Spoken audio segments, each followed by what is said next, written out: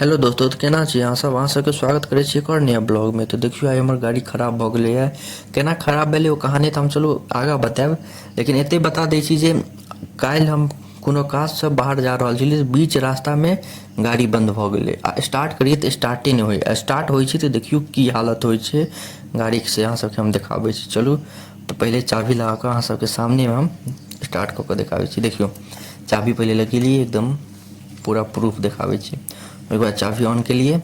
आब देखियो एक्सीलेटर देबै से अथी की कहै छै, सेल्फसँ ऑन करै छियै तऽ ऑने नहि होइ छै। एक्सीलेटर दिए नहि दिए मतलबे नहि छै, सेल्फसँ स्टार्ट करै छियै स्टार्टे नहि होइ छै। तऽ हमरा लागल बैटरी खराब भऽ गेलै, तऽ सेल्फसँ कटबो स्टार्ट करै छी, देखै छी केना ईसब काँटा सब थरथराइ छै। तऽ सेल्फसँ स्टार्ट करै छियै स्टार्टे नहि होइ छै।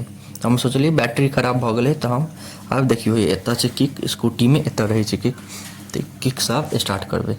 देखियौ किकसँ स्टार्ट भऽ जाइ छै, एक बेरमे किकसँ स्टार्ट भऽ गेल गाड़ी। आब देखियौ की लए कऽ, देखियौ एक्सीलेटर हम घुमा नहि रहल छियै, चक्का अपने आप नहि चलल छै, एकदम तेजीमे धीरे धीरे एकदम तेजी होइत जाइ छै। देखियौ कतेक तेजीमे हम एक्सीलेटर छूने नहि छी, देखै छी किओ नहि छै बगलमे, किछु नहि छै, अपने मोने चक्का नाचि रहल छै, एक्सीलेटर केओ छुओ नहि रहल छै।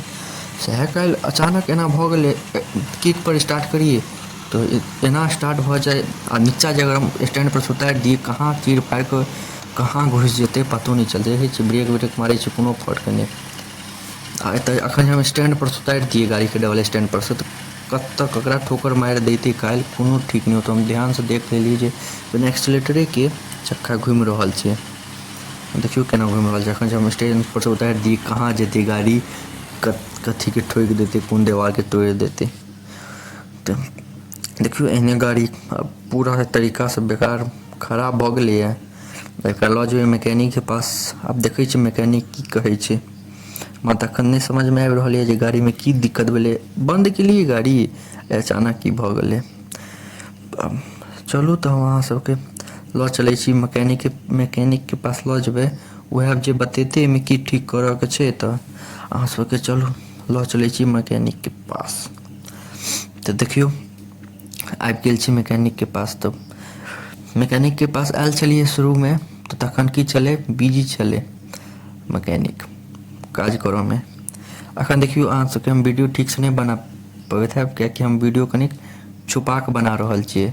किएकि हुनका जे अगर देख लेथिन जे हम वीडियो बना रहल छियै तऽ हुनका होइतै, हुनका सबके शक भऽ जाइ छै हम वीडियो कहीं ठीकसँ तऽ मतलब हम बढ़िआँसँ काज कऽ रहल छी कि नहि, जे हमरा वीडियो बनाबै छथि।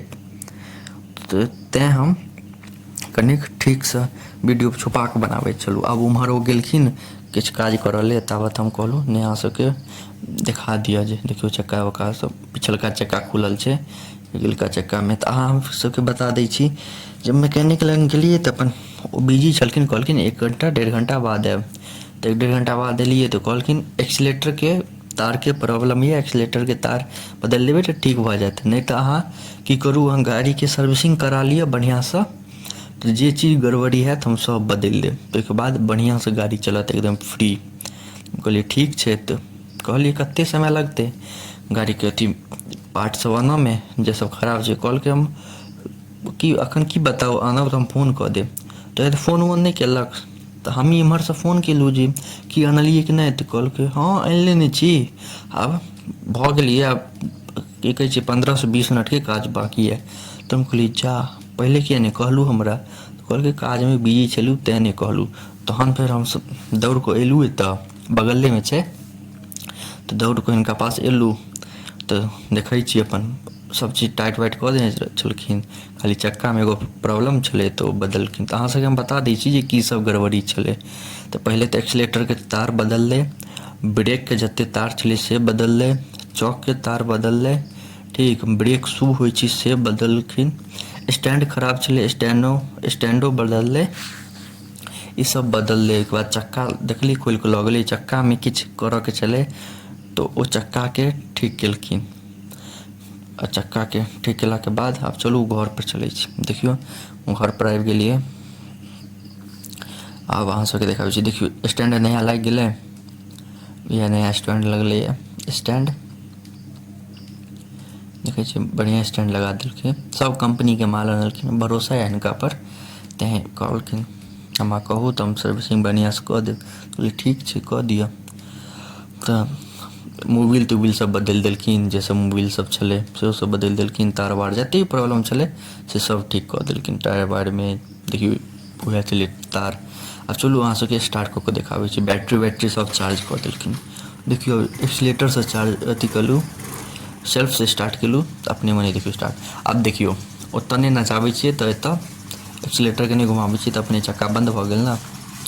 तऽ इएह गड़बड़ी छलै, एक्सीलेटरके तारेके दिक्कत छलै, ओ बहुत पुरान भऽ गेल रहै। देखियौ गाड़ी स्टार्ट छै, हम एक्सीलेटर नहि घुमाबै छियै, चक्को नहि घुमि रहल छै।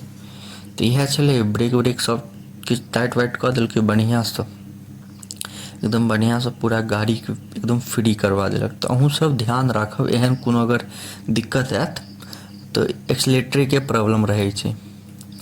तऽ बतायब अहाँ सबके केहन लागल वीडियो, अहाँ सबके लेल हेल्पफुल रहल कि नहि। अहूँ सबके अगर दिक्कत हैत तऽ एक्सीलेटर तारेके दिक्कत हैत तऽ अहाँ सबके लिए जरूरी है अगर ककरो एहन दिक्कत भऽ जाए तऽ एतेक देर तक देखऽके लिए अहाँ सबके धन्यवाद। नीक लागत तऽ लाइक कमेंट शेयर सब्सक्राइब जरूर करब, आओर हमर वीडियो कनि आगाँसँ आगाँ शेयर करियौ। मिलै छी अगिला वीडियोमे, तब तक के लिए जय हिंद, धन्यवाद।